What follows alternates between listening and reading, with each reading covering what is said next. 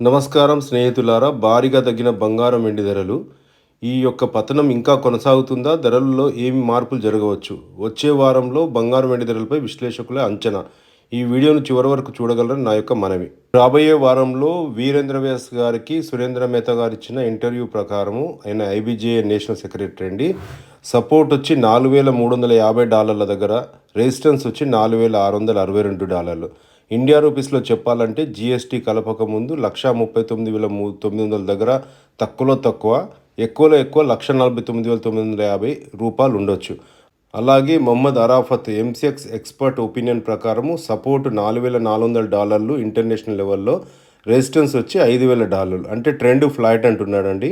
అంటే పెరగకపోవచ్చు, తగ్గకపోవచ్చు, ఆ మధ్యలో ఉండొచ్చు. ఆయన లెక్క ప్రకారం మన క్యాల్కులేషన్ చేస్తే 1,45,600 దగ్గర సపోర్టు, రెసిస్టెన్స్ వచ్చి 1,65,500 అండి. అలాగే రాబోయే వారంలో వెండి ధరలపై అంచనా. సురేంద్ర మెహతా గారి లెక్క ప్రకారము సపోర్టు ఇంటర్నేషనల్ లెవెల్లో $65.82, రెసిస్టెన్స్ వచ్చి $70.55. అలాగే ఇండియా లెక్క ప్రకారం జీఎస్టీ కలపక ముందు 2,19,600 దగ్గర తక్కువలో తక్కువ, 2,35,400 ఎక్కువలో ఎక్కువ. అలాగే మొహమ్మద్ అరాఫత్ లెక్క ప్రకారము $64 దగ్గర సపోర్టు, $80 దగ్గర రెసిస్టెన్స్ వచ్చి ఫ్లాట్ అండి. ఇది కూడా సపోర్ట్ వచ్చి మన ఇండియా రూపీస్లో చెప్పాలంటే జీఎస్టీ కలపక ముందు 2,15,630, రెసిస్టెన్స్ వచ్చి 2,69,530. శనివారం 21/3 నాడు మార్కెట్ ముగిసే టైంకు ప్రస్తుత ధరలు 1,50,650 బంగారం ధర, 2,34,000 వెండి ధర ఇంక్లూడింగ్ జీఎస్టీ. అలాగే అండర్ కాస్ట్లో 1,50,650 బంగారం అమ్మాల్సింది 1,49,700కి అమ్మవలసి వచ్చిందండి. కానీ వెండి ధరలో మార్పు లేదు. ఇప్పుడు బంగారం వెండి ధరల ఈ పతనం కొనసాగుతుందా? ధరల్లో ఏమన్నా మార్పులు జరగవచ్చా?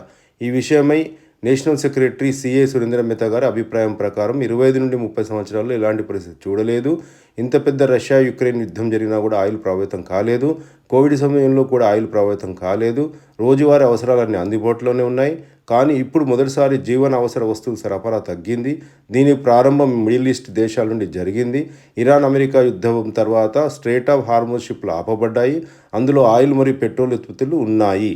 అందుకే మిడిల్ ఈస్ట్ ప్రభావితమయ్యాయి. దుబాయ్ వంటి ప్రాంతాలు కూడా ప్రభావితమయ్యాయి. భారత్లో కూడా సరఫరా తగ్గే అవకాశం ఉంది. షిప్పులు రాకపోతే ట్రాన్స్పోర్ట్ ఆగిపోతుంది.